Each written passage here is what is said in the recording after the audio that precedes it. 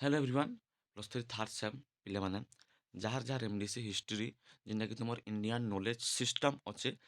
ସେ ତାର ଆଜି ଆମେ ଟପ୍ 20 କ୍ୱେଶ୍ଚିନ୍ ଡିସ୍କସନ୍ କର୍ମା ଯେନ୍ଟାକି ତୁମର କାଲି ଏକ୍ଜାମ୍ ଅଛେ ତୁମେ ଟପ୍ 20 କ୍ୱେଶ୍ଚିନ୍ के बाद से रिवाइज କରି ଦେଇକିରି ଯ ଆରାମସେ ତୁମେ ଲେଖିକିରି ଆସିପାର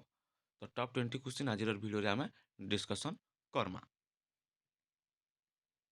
ପିଲାମାନେ ତୁମେ ଦେଖିପାରୁଥିବ ଇଣ୍ଡିଆନ୍ ନଲେଜ ସିଷ୍ଟମର କ୍ୱେଶ୍ଚିନ୍ ବ୍ୟାଙ୍କ ଯେନ୍ଟାକି ଟପ୍ 20 କ୍ୱେଶ୍ଚିନ୍ ଏଠାରେ ତୁମକୁ ପ୍ରୋଭାଇଡ଼ କରାହେଇଛି এই ପିଡିଏଫ୍ଟା ପିଲାମାନେ ତୁମେ ଆମ ଟେଲିଗ୍ରାମ ଚ୍ୟାନେଲରେ ପାଇଯିବ ଟେଲିଗ୍ରାମ ଚ୍ୟାନେଲରୁ ତୁମେ ଡାଉନଲୋଡ଼ କରି ବି ପାରବ ହେଲା ଆଉ ତୁମକୁ ତ ଅଲରେଡ଼ି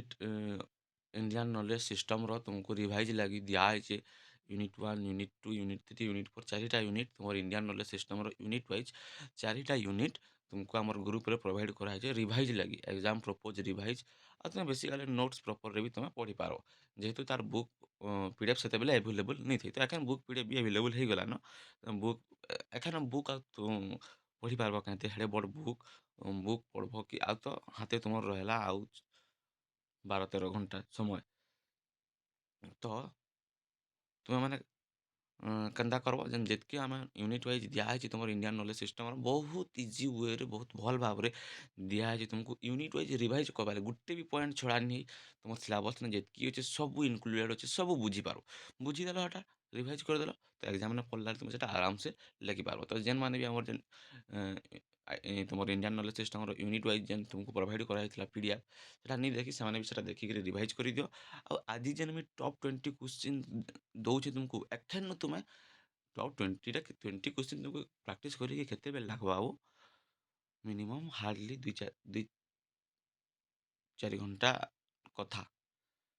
ବୁଝୁଛ କି ଯେତେ ତୁମେ ତ ସବୁ ପଢ଼ା ହେଇଛି ତୁମେ ପଢ଼ି ବି ଥିବ ତ ଟପ୍ 20 କ୍ୱେଶ୍ଚିନ୍କୁ ତୁମେ ପ୍ରାକ୍ଟିସ୍ କରିଦିଅ ହେଲା ଟପ୍ 20 କ୍ୱେଶ୍ଚିନ୍ ତୁମେ ପ୍ରାକ୍ଟିସ୍ କରିଦିଅ ତୁମର ଇଣ୍ଡିଆନ୍ ନଲେଜ ସିଷ୍ଟମରେ ବହୁତ ଭଲ ସ୍କୋର କରିପାରିବ ତ ଫାର୍ଷ୍ଟ କ୍ୱେଶ୍ଚିନ୍ ହେଲା ଭାରତୀୟ ଜ୍ଞାନ ପ୍ରଣାଳୀ ଇଣ୍ଡିଆନ୍ ନଲେଜ ସିଷ୍ଟମ କ'ଣ what is Indian knowledge system ଏହାର ସ୍ୱଭାବ କ୍ଷେତ୍ର ଓ ଆଧୁନିକ ବିଶ୍ୱରେ ଏହାର ଗୁରୁତ୍ୱ ବ୍ୟାଖ୍ୟା କର ବୁଝିଲା ଯେମାନେ ଇଂଲିଶ ମିଡ଼ିୟମରେ ଅଛ define Indian knowledge system explains its nature scope and importance in the contemporary world second question ଚତୁର୍ଦ୍ଦଶ ବିଦ୍ୟାସ୍ଥାନ ର ସନ୍ଦର୍ଭରେ ଭାରତୀୟ ଜ୍ଞାନ ପ୍ରଣାଳୀର ସଂଗଠନ ବ୍ୟାଖ୍ୟା କର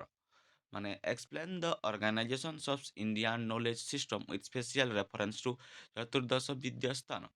ପାରମ୍ପରିକ ଓ ଆଧୁନିକ ଦୃଷ୍ଟିକୋଣରୁ ଭାରତୀୟ ଜ୍ଞାନ ପ୍ରଣାଳୀର ମୂଳ ଆଧାର ଭାବେ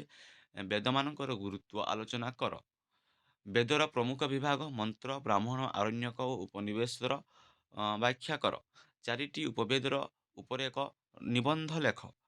ରାଇଟ୍ ବା ରଚନା ଲେଖ ରାଇଟ୍ ଏସେ ଅନ୍ ଦ ଫୋର୍ ଉପବେଦସ୍ ଆୟୁର୍ବେଦକୁ ଏକ ସମଗ୍ର ସ୍ୱାସ୍ଥ୍ୟ ବିଜ୍ଞାନର ଭାବେ ଆଲୋଚନା କର ଗାନ୍ଧର୍ବ ବେଦର ଅବଦାନ ବ୍ୟାଖ୍ୟା କର ବେଦାଙ୍ଗ କାହାକୁ କୁହାଯାଏ ଛଅଟି ବେଦାଙ୍ଗରକୁ ବର୍ଣ୍ଣନା କର ବେଦାଙ୍ଗ ଓ ଆଧୁନିକ ବିଜ୍ଞାନ ମଧ୍ୟରେ ସମ୍ପର୍କର ପରୀକ୍ଷା କାଣା ସ୍ମୃତିଗୁଡ଼ିକର ଭୂମିକା ଆଲୋଚନା କର କଳ୍ପସୂତ୍ର ଓ ଷୋଳ ସଂସ୍କାର ବ୍ୟାଖ୍ୟା କର ଅର୍ଥଶାସ୍ତ୍ରର ପ୍ରାସଙ୍ଗିକତା ଆଲୋଚନା କର ପୁରାଣ ଲକ୍ଷଣ ବ୍ୟାଖ୍ୟା କର ପୁରାଣ ଓ ଇତିହାସ ମଧ୍ୟରେ ପାର୍ଥକ୍ୟ କାଣା ରାମାୟଣ ମହାଭାରତର ତୁଳନା କର ଭଗବତ ଗୀତା ଉପରେ ଟିପ୍ପଣୀ ଲେଖ ଭଗବତ ଗୀତା ଉପରେ ଯେନ୍ତା ବି କ୍ୱେଶ୍ଚିନ୍ ଆସିବା ତୁମେ ମନେ ରଖିଥାଅ ଭଗବତ ଉପରେ ଗୀତା ଉପରେ ତୁମେ ପଢ଼ିକିରି ଯିବ ମୋଷ୍ଟ କ୍ୱେଶ୍ଚିନ୍ ଏଇଟା ଭାରତୀୟ ଦର୍ଶନମାନଙ୍କର ସାରାଂଶ ଦିଅ ସାଂଖ୍ୟ ଦର୍ଶନ ବ୍ୟାଖ୍ୟା କର ବେଦାନ୍ତ ଦର୍ଶନ ଆଲୋଚନା କର ତୁମକୁ ପିଲାମାନେ ତୁମକୁ ଏତିକି ଯେନ୍ କ୍ୱେଶ୍ଚିନ୍ ଦେଇଛେ ତୁମକୁ ଦେଖ ସର୍ଟ ଲାଗୁଥିଲା କିନ୍ତୁ ସର୍ଟ ନୁହେଁ ତୁମକୁ ଦେଖ ମୁଇଁ ଯେନ୍ତା ସର୍ଟଲି ତୁମକୁ ଦେଇଛେ ସେ ତୁମକୁ କହିପାରବା ସାଂଖ୍ୟ ଦର୍ଶନ ଓ ବେଦାନ୍ତ ଦର୍ଶନ ମଧ୍ୟରେ ସମ୍ପର୍କ କାଣା ମୁଇଁ ତୁମକୁ ଦେଖ ସାଂଖ୍ୟ ଦର୍ଶନ ଅଲଗା ଦେଇଛେ ବେଦାନ୍ତ ଦର୍ଶନ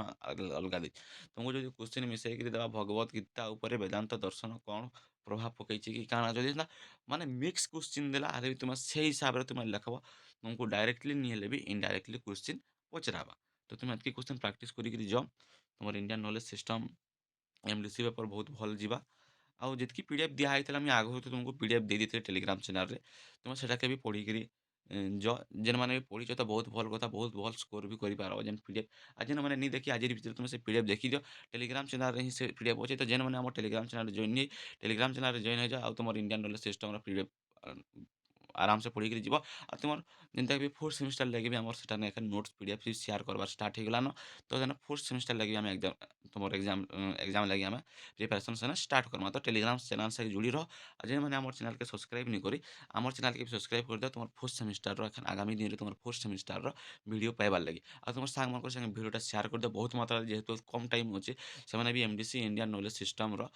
ଟପ୍ 20 କ୍ୱେଶ୍ଚନ୍ ପ୍ରାକ୍ଟିସ୍ କରିକିରି ଯାଇପାରିବେ। ତ ତୁମର ସାଙ୍ଗମାନଙ୍କୁ ଭିଡ଼ିଓଟା ସେୟାର କରିଦିଅ। ଆଉ ମଷ୍ଟ ପିଲାମାନେ ତୁମେ ଆମର ଚ୍ୟାନେଲ୍‌କେ ସବସ୍କ୍ରାଇବ୍ କରିଦିଅ।